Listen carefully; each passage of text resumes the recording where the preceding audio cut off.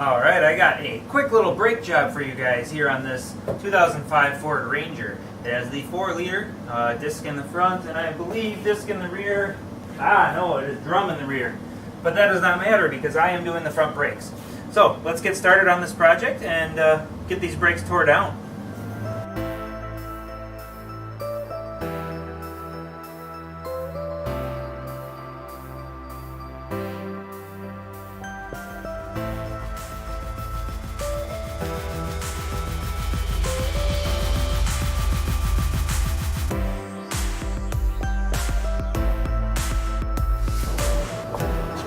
Now the bolt here is so rusty that it will not fit the correct socket. I'm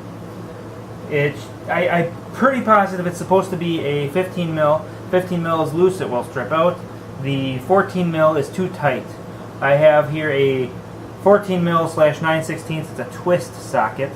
So it's got a reverse twist into it. It's for stripped out things. It's not stripped out yet, but I'm still going to use it on there because it has such a good bite that it prevents it from stripping out, and I can salvage the bolt when I'm done. I actually have to pound this one on because it's that rusty.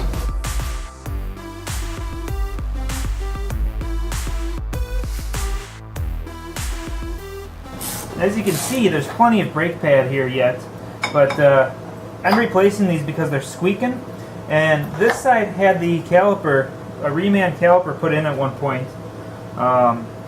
And so I think that's why this one's not locked up yet, but the other side was actually so rusty that the pads got squeezed tight and to the point where they were stuck and staying on. The pins actually worked properly. However, because of the pads being stuck, this vehicle had a squeak concern, and that is why it's actually here in the shop today. Another side note, it appears as though somebody put pads on this side. I know the other side has the older, crappier pads. I'll show you those in a minute.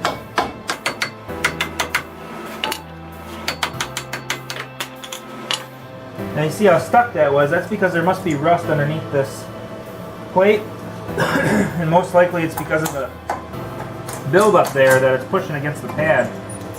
I'll take a look once. Yeah, there's a little bit of buildup underneath the clip here.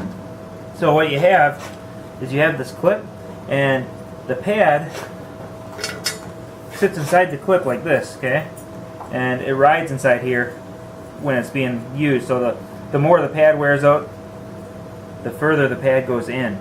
And as it goes in and this thing builds up underneath here with rust, it'll actually cause it to pinch the pad and get stuck.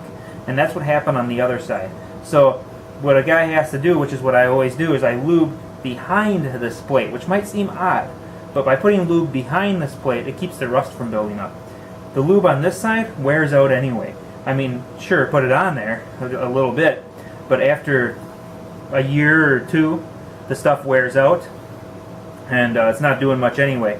And dry actually works fine. It doesn't build up the dirt. I still lube both sides, but the most important side to me to lube is the side that doesn't even have friction. It's more or less just to keep the rust down.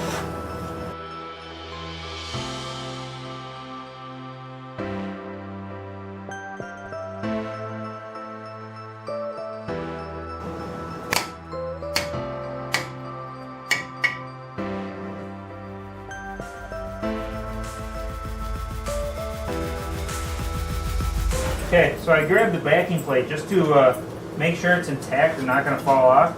I have one bolt that holds it in place that's actually not holding anything right now.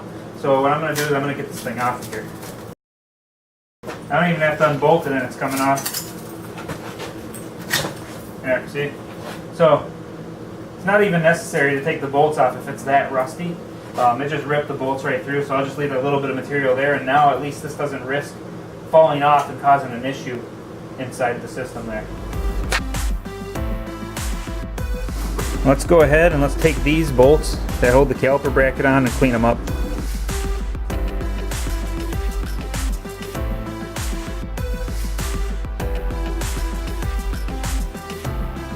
They're so rusty, that's not going to do justice.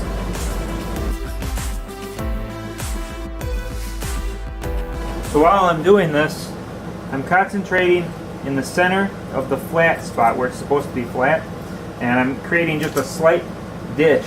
That way when I polish this up, the corners are sticking out a little bit farther, and I can force a smaller socket on here to make it work.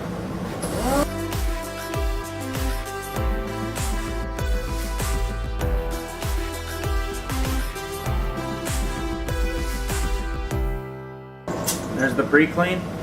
Now I have to go ahead and find a socket appropriate. I think 14 mil will work. Okay, 14 mil is tight on this one. Kind of tight on that one. It'll shove on there pretty easy. Kind of tight on that one. Loose on this one actually. Actually, it fits really nice on that one. So now what I'm going to do is pound these with a hammer.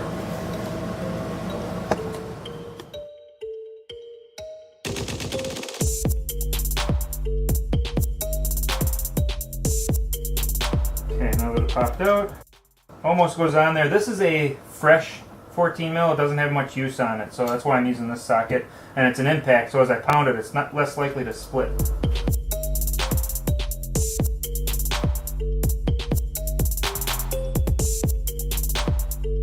Okay, so I only have one that I have to shape a little bit.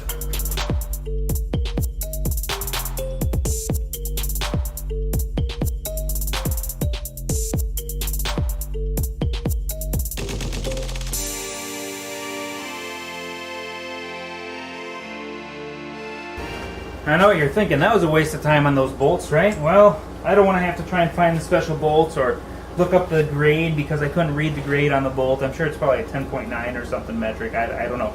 Can't read it. But I don't want to wait for it, and I don't want to deal with the hassle. It's much quicker and easier just to make the bolts so I can use them again. I didn't remove enough material to make them weak, so that's why I did what I did. Rust in Minnesota is a great thing. Now, on to more rust issues. So the brackets here, this is that spot I was talking about that has rust built up, and it's pushing on the pads. This is actually the side that was the bad side. This is the other side of the vehicle.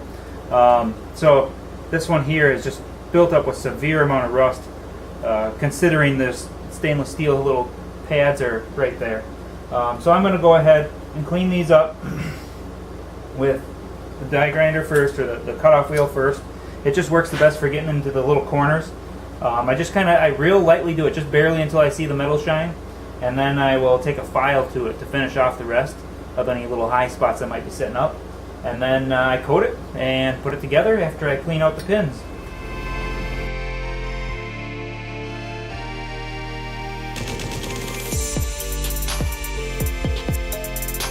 So the grind marks that I did, or the grinding that I did, has, there you can see it there.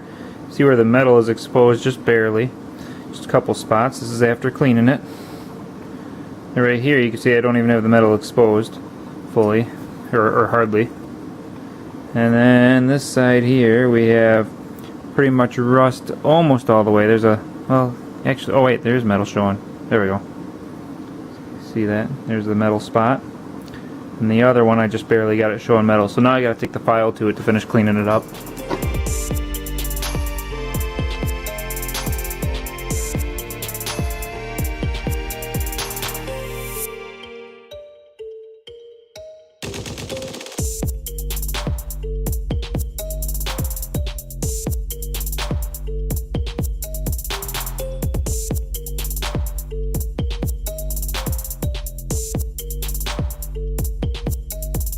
Now this is a specific brake caliper lube.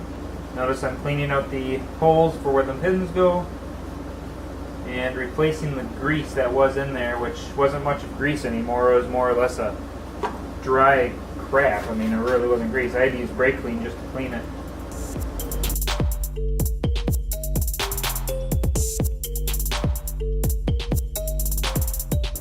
Now you can see I got the lube on this side as well. And I put it back behind here too. See, I got it behind it. That is to keep the rust down, like I said. And this is just to lube it while it's still fresh. I mean, it'll eventually wear off, but I don't like over lubing it. Keep it nice and somewhat dry.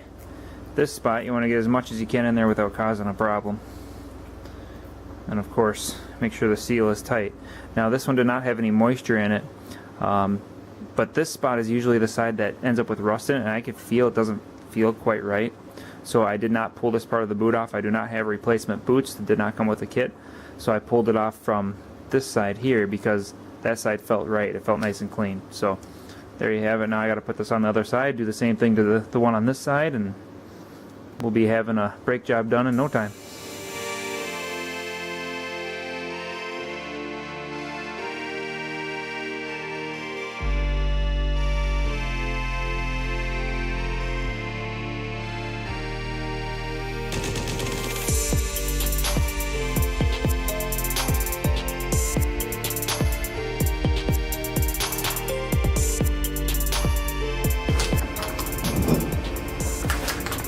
Forgot to do this. You gotta spray this first.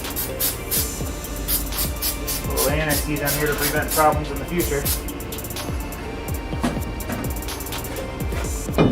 It's all about preventing the future Minnesota rust.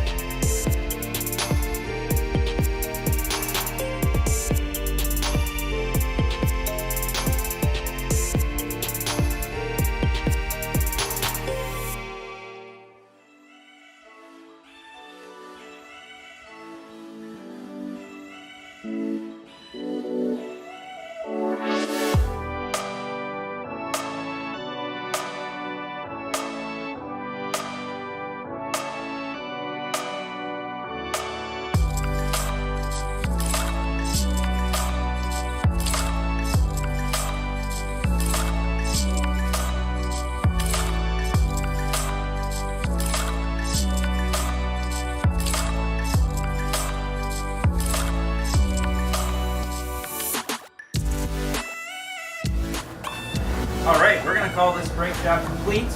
I got to clean up the floor and stuff yet, but I'm going to get this thing down on the ground, torque the wheels, and then whenever you do a brake job like this, don't forget to pump the pedal before you put it in gear. Last thing you need to do is hop in the vehicle, put it in gear, go to hit the brake, it doesn't stop, and you crash into whatever's right behind you or next to you or who knows what. So, pump the pedal, torque the wheels, done brake job, done job. Hope this helps. I'll probably label this as Brake Jobs 101 and let it roll that way, and I'll tag Ford Ranger as well for those Ranger owners that are out there. And yeah, I hope this was educational. If it was, or if it helps you in any way, please like, share, subscribe, and don't forget to continue watching any more videos I might have coming up. Thanks for watching.